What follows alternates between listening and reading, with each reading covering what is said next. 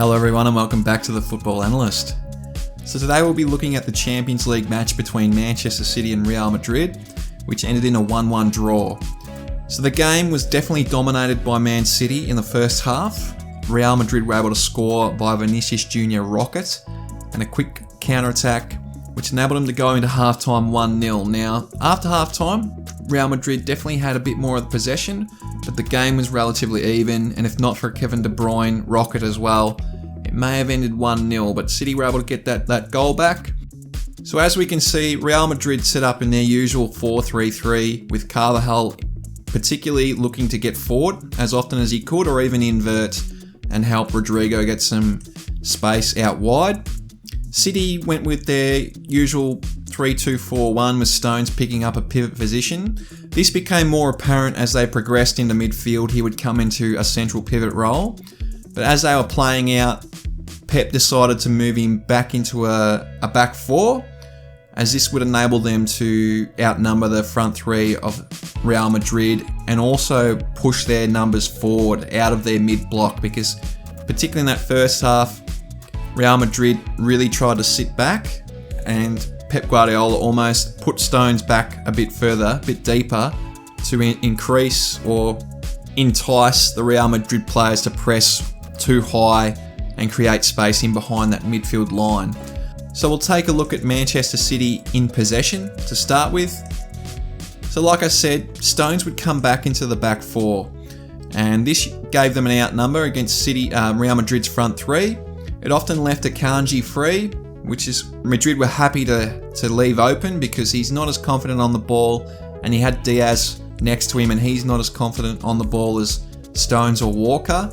But what it did do was it really dragged Real Madrid's press up really high. They were really comfortable sitting in a mid-block, and by doing this, by putting Stones back, it really dragged Real Madrid up high, which is not really what they wanted. And, you know, with City's skill, particularly Edison on the ball almost operating as another centre-back due to his playmaking ability, they were able to play out pretty comfortably and dominate possession. So we'll take a look at City playing out of the back third.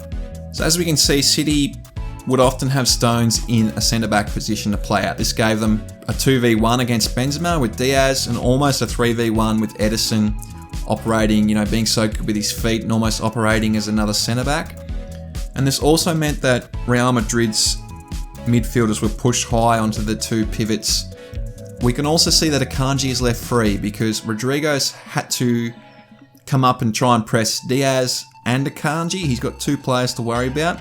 So Edison plays the ball out to Stones. The ball gets played around a bit up in this pocket. They're able to hit 1v1s and play in the triangles. And Stones plays it back to Rodri, who's come across, and it's left a lot of space in this area. So all he has to do is play back to Edison, and he's got a lot of space. He can play the ball. He can play long to Grealish, who's got a lot of space to receive in front of him. Same with Kevin De Bruyne. He can come in and receive here. But what's actually ended up happening was Rodrigo's pressed, and he's pushed up high to get Diaz, who's back on the defensive line here. And it's left Akanji pretty much free to come inside and receive. So he passed it back to Edison and received back Rodri, and then he's able to find this pass here. We can see that even De Bruyne's moved across to create even more room for Akanji, and he's able to receive the ball and push forward down this wing. So it dragged Madrid's press way too high, and that's really not what they wanted to do, and it allowed space in behind. Another example here is just in open play. So Diaz passes across to Stones. All Stones has to do is play it into, I believe that's Rodri, and then they can get another fullback free. So this was another example of what they were able to do. And in this case, Kyle Walker, we all know his pace on the ball. And we can see that Camavinga's tied back because the City wingers stayed really high. So all Rodri had to do was play to Kyle Walker, and he's able to press really high because Vinicius Jr had a couple players to think about. He tried to press Stones. So very effective by Pep, playing Stones back in his natural centre-back position. It was really fruitful, particularly in the first half for City. Here's actually an example of when Madrid were able to deny some ball movement in the front third. So this is very early on. So you could argue that City aren't quite settled yet in this new play style, or switching back to an old play style. But when Madrid were able to deny City was when they could push the ball into the left side to start with. So we can see Benzema's denying a ball to Stones, and it's forced Ederson to play to Diaz. Now Rodri does very well. He blocks the pass to Akanji and presses Diaz, and it's forced Diaz back to Ederson, who ends up clearing because there's no options that he can really play to. So that was when they were able to be effective with their press. When they were dragged up high, they were able to shade the ball across to this left-hand side because Akanji and Diaz aren't as comfortable on the ball. This is just another example of how they were able to push it to Diaz.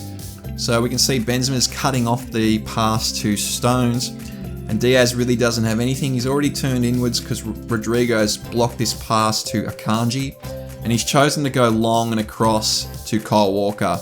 In this scenario, Kyle Walker's forced to run to the touchline and try and head it back in play to Rodri or Stones, and Vinicius Jr is able to collect that ball, and they've got a front half turnover. So that was the only real way City were able to be stopped by Madrid, was when that Madrid were able to force it onto the left-hand side.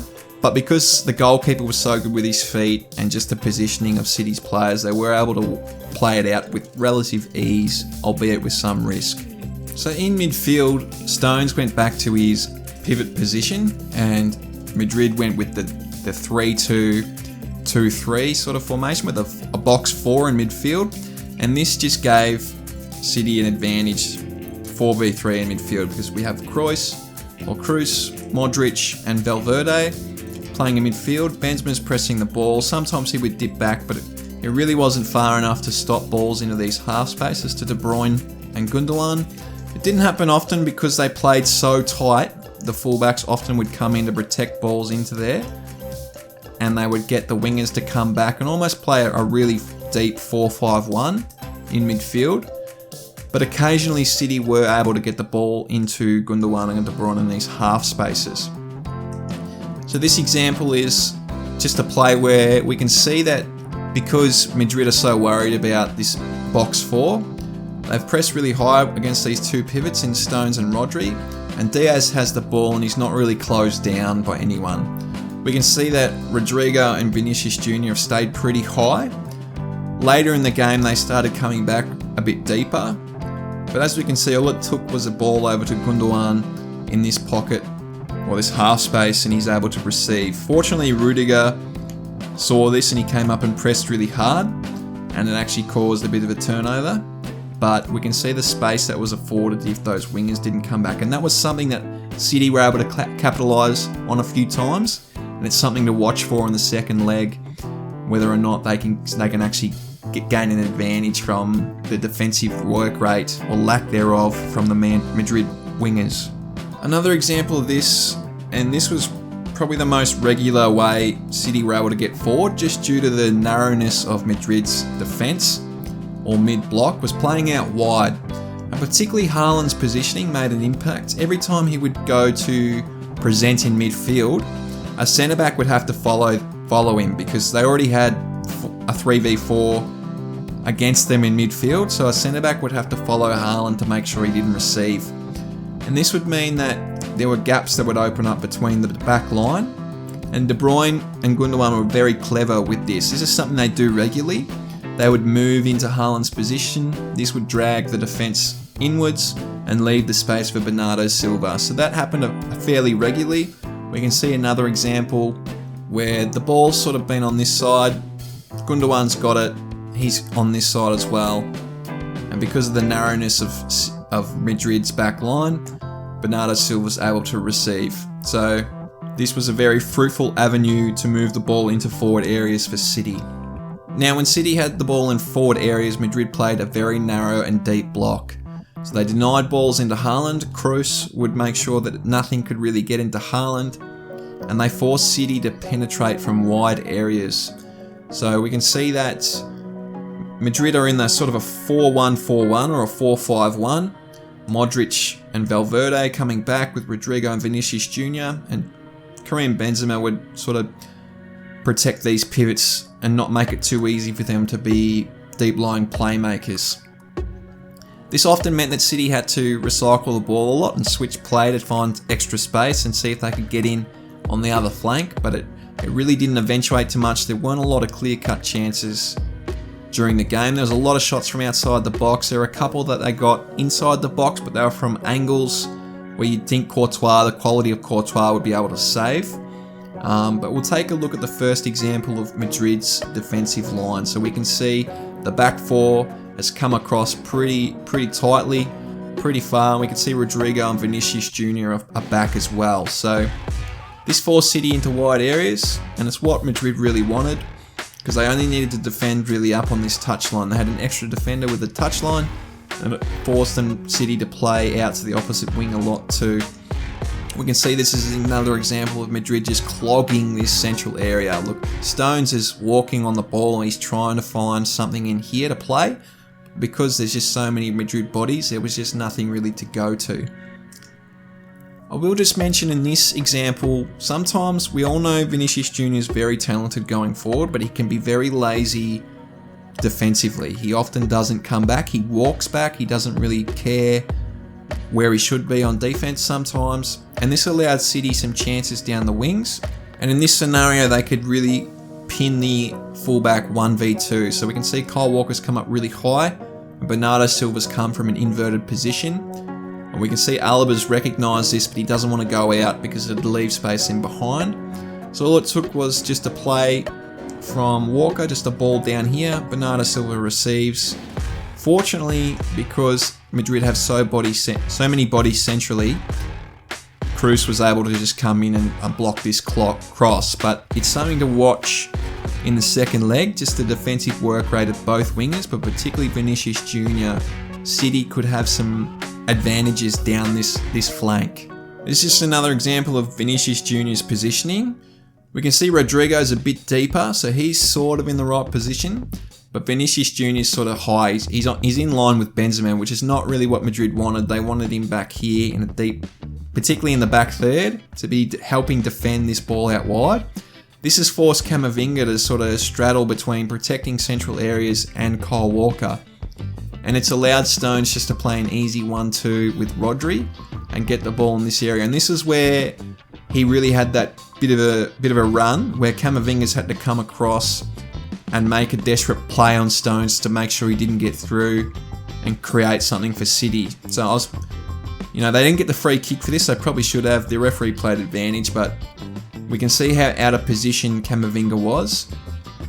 Usually he would already be there for Stones' run, and Vinicius Jr. could stop the ball out to Walker if Stones played it out there.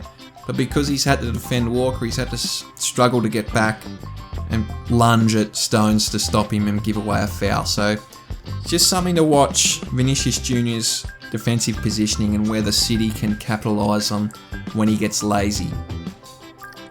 But we'll take a look at Real Madrid in possession.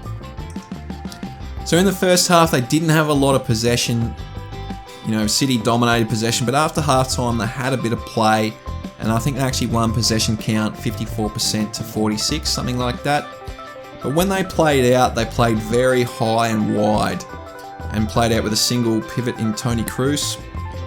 And this stretched City's press a lot and gave Madrid lots of 1v1 opportunities and space to receive. So you would see the ball played into this area and Modric would come in to receive, and he would be able to play pretty freely because sometimes the player wouldn't follow him. So in this case, Rodrigo wouldn't follow him all the way, and it just gave Madrid a lot of space to operate in. And we can see in this image here, we can really see the space and the way that they've stretched City's press. So this is Madrid's goal, and we can see Toni Kroos here. The two centre backs are really far apart. The fullbacks are right on the touchline, and we can't even see the City's back line and Madrid's forwards in this image. Usually they would be on the halfway line if they were going to press, but we can't really see any inclination of them. Modric was able to come in, receive in this space, and play a 1-2 with Camavinga, and there was plenty of space here for Camavinga to run with the ball. And that's exactly what he did, because the Madrid forwards was really high and it pinned City's defence back. And because Madrid was so spread, City had no support in this area. See, Gundogan and Grealish are back here. Gundogan can't get across to support this press, so they have even numbers. See, Camavinga takes the ball, makes a big run, plays it to Vinicius. The defence is scrambling for City because it's been so quick. A lot of their players are still behind the halfway line. They're not settled, they're scrambling, they're desperate. And it was a rocket from Vinicius. Probably wouldn't think he'd scored too much from there, but Madrid's quality that they've got up front, any half chance is a real chance for them, and Vinicius took it. This is a really great image too. This captures all the players, and we can see how high Madrid left their players. So we've got Rudiger, Alaba really wide, Toni Kroos in the middle. Camavinga's even sort of recovering. He's coming to midfield, and I think that's Modric out there wide. Then we've got Valverde and Rodrigo, and this isn't even with Vinicius and Benzema present, and they've still managed to keep City pinned back here, and there's maintained lots of space here. Courtois ends up clearing it, but you can see the option to Carvajal that could have presented itself. There's a lot of space for him to receive from the goalkeeper. Now in midfield, City played their usual 4-4-2 block on defence, and Madrid went with a close to a 3-4-3 with Kroos being a deep lying playmaker, with the fullbacks pushing high and into the midfield line. Oftentimes you would see Carvajal come in to an inverted position, which would allow Rodrigo sort of to have the ball in wide areas, create some space. Sometimes it would be Rodrigo. Either way, someone would have space on the wing there. And particularly in the second half, they would switch the play out to this player. City weren't too good at defending the midfield third. If Madrid really wanted to, they could have played through with ease, but they often played a bit too direct and a bit too fast, and City were able to clean up a lot of long balls. As you can see in some of the images, Madrid had a lot of overlapping opportunities that they could have used to play through, but they chose to go a bit more direct. So expect Ancelotti to coach his players to be more effective in the midfield, and keep an eye on this in the second leg, because Madrid could have been a lot more dangerous with their ball movement if they'd have just had the vision. So as we can see here in the second half, particularly Madrid were able to switch the play out to here. We can see Carvajal is inverted, keeping Grealish occupied. Akanji, of course, is going to come across because they're trying to make the ground small. But anytime Kroos or any of the midfielders got time and space, there was often a ball out to Rodrigo or Carvajal, whoever was wide. And this was very good, very easy for Madrid to play through in midfield. We can see again, Madrid play past the initial press, get the ball into sort of defensive midfield, and it's really easy for them just to play it out wide. We can see Carvajal again, he's coming to midfield. So it's just a simple pass across to Rudiger, who passes to Rodrigo in some space, and they're able to move the ball forward. Another thing Madrid did was, because they had and particularly the three midfielders against Manchester City's 4-4-2, so there were only 2 versus 3 in central midfield, so Madrid had an outnumber there. And each time they played down a wing, the opposite central midfielder would come across. So we can see Valverde's come across from right central midfield to left central midfield, and it's created even numbers, including City's fullback. So it's a 4v4 here. And anytime you can get 1v1s with skilled players like Vinicius Jr, Valverde's a skilled player, often carries the ball forward. It can be very good for the offensive team. So we can see that Kroos plays the ball into Vinicius. He plays to Valverde, who's in some space. He's come across. These players aren't aware of it. They play a 1-2. Vinicius gets it down here, and we can see the spaces this is made because City have tried to close this down, and it's dragged a lot of their players across. And all Vinicius had to do with his skill is come to feet. We can see Kyle Walker's not expecting that, and he drives and penetrates into this area, and it's a very dangerous run. So we can see how offensive and how skillful Madrid's wingers can be, and that's something to watch out for. Just overloading one side of the field, Madrid were very good at doing that. Just to add, City didn't have to defend for long periods in the back third. Madrid didn't have a lot of possession in the front third where they would hold on to it. They tried to play very quickly in this area and get a quick opportunity. But I just want to make a note of City's midfielders and attackers' defensive work rate. We can see that Bernardo Silva and Grealish are back here, and whenever they were challenged in this back third, they had a very good representation from their forwards and midfielders would come back. So Benzema's tried to play into this pocket here, and Grealish is able to come in and negate this and get it clear. I will just make note, even though City's wingers were good at doing this, Carvajal does bomb forward a lot. So he can be on for back post crosses. So if a ball gets in this scenario, so if Madrid have got it down on one wing and it's a quick play, just keep an eye on Carvajal coming forward from wide areas, and same with Camavinga on the other side. Just watch some of the back post crosses for those fullbacks because they can be very dangerous. All in all, that was the analysis for the Champions League game between Real Madrid and Manchester City. I'm really looking forward to the second leg. I think there'll be more goals in the second leg, particularly because of that away goal that City got. Madrid will have to try and score, which could really open the game up, and it could be a very high scoring. I'm very looking forward to it. Ancelotti and Pep are two of the best managers in the world, probably of the best handful. They might even be 1 and 2, so it should be great to watch. But if there's something you notice about the game that I didn't cover, definitely chuck it in the comments section below. Subscribe and like the video if you've enjoyed the analysis and want to see more. And as always, may your team be forever winning.